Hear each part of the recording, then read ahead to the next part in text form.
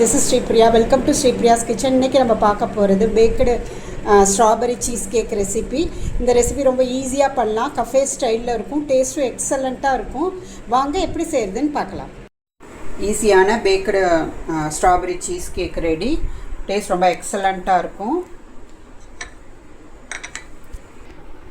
இந்த வருஷா சாப்பிட்டு பார்த்துட்டு எப்படி இருக்குன்னு சொல்ல போகிறாங்க. Tasting segment.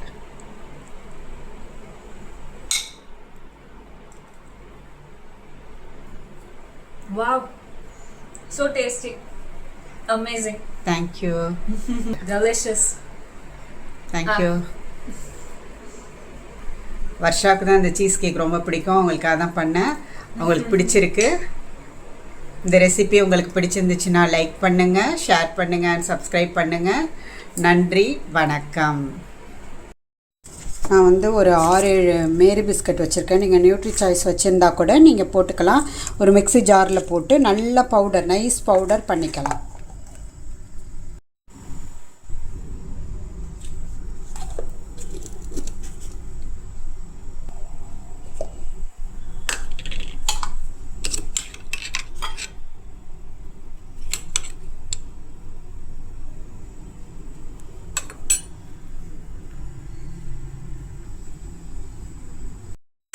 நம்ம நல்லா பவுடர் பண்ணிட்டோம். இதை வந்து ஒரு பவுலுக்கு ட்ரான்ஸ்ஃபர் பண்ணலாம். இதை ஒரு பவுலுக்கு ட்ரான்ஸ்ஃபர் பண்ணியாச்சு. நான் ஒரு 2 டேபிள் ஸ்பூன் பட்டரை வந்து மெல்ட் பண்ணி வச்சுருக்கேன். இதை ஆட் பண்ணி நம்ம மிக்ஸ் பண்ணலாம்.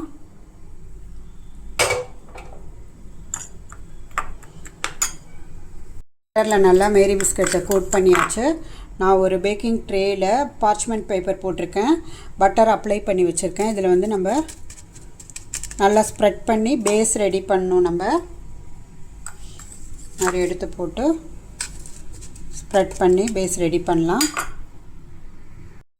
பேஸ் வந்து நல்லா ரெடி பண்ணிட்டேன். நான் தின்னாக தான் பண்ணியிருக்கேன். திக்காக வேணும்னா நீங்கள் ஒரு 15-20 பிஸ்கட் போட்டு நல்லா பவுடர் பண்ணி பட்டர் விட்டு திக்கு க்ரஸ்ட் பண்ணிக்கலாம். நான் தின் க்ரஸ்ட் தான் பண்ணியிருக்கேன். இப்போ நான் வந்து ஓடிஜியை வந்து ப்ரீஹீட் பண்ணிகிட்ருக்கேன். 160 டிகிரி சென்டிகிரேட்டில் பேக்கிங் மோடில் வச்சுருக்கேன். ஒரு 10 மினிட்ஸ் முடிய போது 10 மினிட்ஸ் ப்ரீஹீட் பண்ணுறேன். அது ப்ரீஹீட்டட் 10 மினிட்ஸ் ப்ரீஹீட்டட் அவனில் நம்ம இந்த பேஸை வந்து ஒரு 10 மினிட்ஸ் பேக் பண்ணி எடுக்க போகிறோம். ப்ரீஹீட்டட் அவனில் நம்ம இந்த ட்ரேயை வச்சு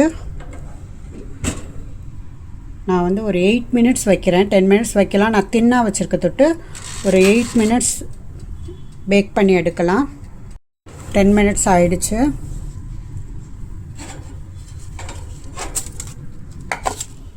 பாருங்கள், எக்ஸலண்ட்டாக குக்கீஸ் வந்து பேக் ஆகிருக்கு. இது கொஞ்சம் ரூம் டெம்பரேச்சருக்கு வரட்டும். 2 டேபிள் ஸ்பூன் வந்து தயிர் எடுத்திருக்கேன். நான் ஒரு புல்லட் ஜார் மிக்சியில் எடுத்திருக்கேன். நீங்கள் வெறும் மிக்ஸி ஜாரில் கூட நீங்கள் பண்ணலாம். வெண்ணிலா எசன்ஸ் வந்து 1 ஸ்பூன் விடணும். Condensed milk 1/4 cup. நான் வந்து க்ரீம் சீஸ் எடுத்திருக்கேன். இதில் ஒரு 200 கிராம்ஸ் நான் சேர்க்க போகிறேன் க்ரீம் சீஸ். எனி பிராண்ட் நீங்கள் எடுத்துக்கலாம். ஒரு 1/4 கப்பு சுகரை வந்து நான் பொடிச்சு வச்சுருக்கேன். இது எல்லாத்தையுமே நம்ம ஒரு மிக்ஸி ஜாரில் சேர்த்து நைஸாக நம்ம பிளெண்ட் பண்ணி எடுக்கலாம். பேக்கான பிஸ்கட் பேஸ் ரெடியாக இருக்குது. அது ரூம் டெம்பரேச்சருக்கு வந்தோடனே இதை பேக் பண்ணி எடுத்து அதில் போட வேண்டியதான். Simple, very simple process. நம்ம புல்லட் ஜாரில் போட்டாச்சு. இப்போ லாஸ்ட்டாக சேர்க்க வேண்டிய இன்க்ரீடியன்ட் வந்து 1 டீஸ்பூன் வந்து 1 டேபிள் ஸ்பூன் கார்ன்ஃப்ளோர். இதுதான் பாடி கொடுக்கும். ஸோ இதையும் சேர்த்து நம்ம மிக்ஸி ஜாரில் போட்டு நல்லா நைஸ் பிளெண்ட் கொடுக்கலாம். ஜாரில் நல்லா நைஸ் பிளெண்ட் பண்ணலாம். ரெடி ஆயிடுச்சு. நம்ம ஒரு 1/4 கப்பு வந்து ஃப்ரெஷ் க்ரீம் ஆட் பண்ணலாம். இப்போ இதையும் சேர்த்து நம்ம ஒரு நைஸ் பிளெண்ட் கொடுக்கலாம். எனி பிராண்டு நீங்கள் ஆட் பண்ணிக்கலாம்.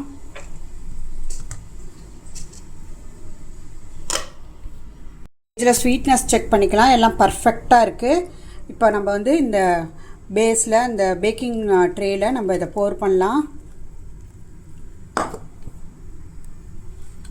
சும்மா இப்படி ஒரு டேப் பண்ணிக்கலாம்.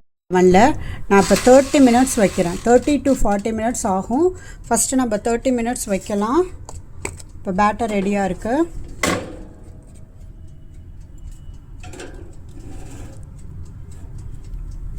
உள்ளே வச்சுட்டு நம்ம 30 மினிட்ஸ் கழித்து பார்க்கலாம்.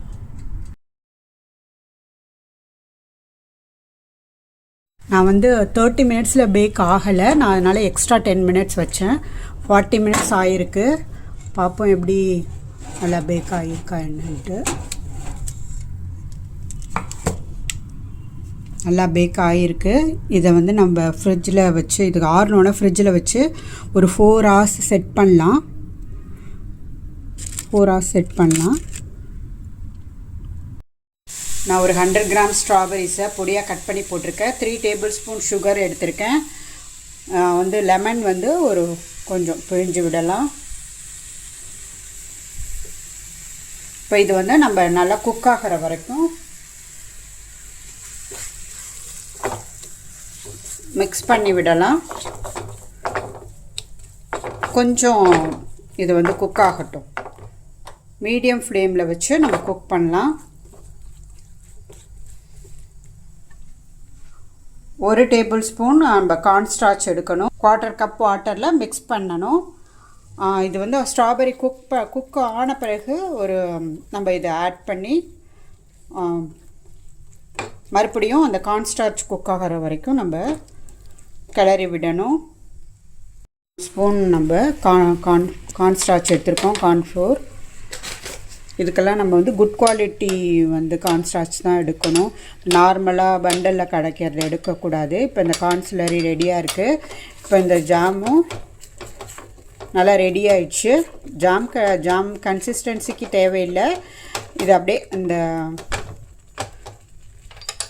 ஒரு க்ரஷ் மாதிரி நமக்கு இருந்தால் போதும். இந்த ஸ்டேஜில் நம்ம இந்த கார்ன்ஸ்லரியை விடலாம்.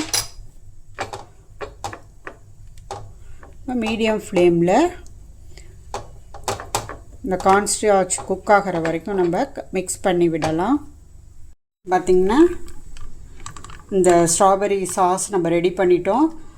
நல்லாவே சூடாகவே இருக்குது. நல்லா திக் கன்சிஸ்டன்சிலையும் இருக்குது. பட் ஆற வச்சோன்னா நல்லா திக்காகிடும். நம்ம இப்போ இந்த மாதிரி சூடாக இருக்கிறப்பே நம்ம சும்மா இந்த ஒரு இப்படி பண்ணோன்னாலே நமக்கு அந்த கொஞ்சம் லைட்டாக ஆறும். புகை நல்ல ஆவி பறக்க இருக்குது.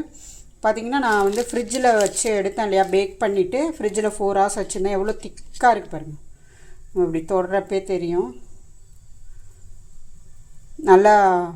நல்லா செட் ஆகிருக்கு சீஸ் கேக். இப்போ இந்த இதை வந்து நம்ம சாஸை இதில் நம்ம எல்லா பக்கமும் படுற மாதிரி நம்ம வந்து இந்த மாதிரி ஸ்ப்ரெட் பண்ணி விடணும். இப்படி கொஞ்சம் கொஞ்சமாக எடுத்து ஸ்ப்ரெட் பண்ணலாம். ஸ்ட்ராபெரி சாஸ் வந்து நம்ம மேலே விட்டாச்சு. அகைன் இந்த ட்ரேயை வந்து நான் ஃப்ரிட்ஜில் ஒரு 3 to 4 hours வைக்க போகிறேன். பேக்டு ஸ்ட்ராபெரி சீஸ் கேக் ரெடியாக இருக்குது. நான் இதை ஃப்ரிட்ஜில் வச்சு எடுத்துட்டேன். பாருங்கள், இது நம்ம பட்டர் பேப்பர் போட்டிருந்ததுனால ஈஸியாக எடுக்க வருது, ஒட்டலை. இந்த மாதிரி போட்டு நம்ம செய்கிறப்ப இது ஒரு வசதி. இப்போ நம்ம பிளேட்டுக்கு ட்ரான்ஸ்ஃபர் பண்ணலாம். பாருங்கள், இந்த பேப்பரில் ஒன்றுமே ஒட்டலை. அழகாக டிமோல்ட் பண்ணியாச்சு. நம்ம அழகாக இது பண்ணோம் அப்படின்னாலே அழகாக நம்ம பிரித்து எடுத்துடலாம். இப்போ உங்களுக்கு பிடிச்ச ஷேப்பில் கட் பண்ணி சர்விங் பிளேட்டுக்கு மாற்றலாம்.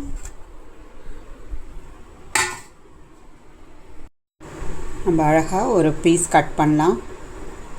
பாருங்கள் எப்படி அழகாக அப்படியே பட்டரியாக இறங்குது. அந்த அடியில் உள்ள பிஸ்கட் மட்டும் கொஞ்சம் நம்ம அழுத்தம் கொடுத்து நம்ம கட் பண்ணோம் அப்படின்னா அதுவும் வந்துடும். பாருங்கள், இந்த கேப் அப்படியே தெரியுது. அது மாதிரி இந்த சைடும் நம்ம கட் பண்ணலாம். அந்த பிஸ்கட் பேஸ் இருக்கிறத மட்டும் நம்ம கொஞ்சம் அழுத்தம் கொடுத்து பண்ணுறப்ப அழகாக வந்துடும்.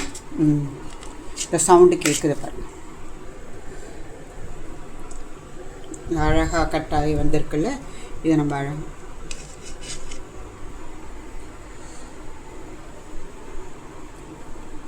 எக்ஸலண்ட்டாக இருக்கும். எக்ஸலண்ட் டேஸ்ட்டில் strawberry cheese cake baked cheese cake ready.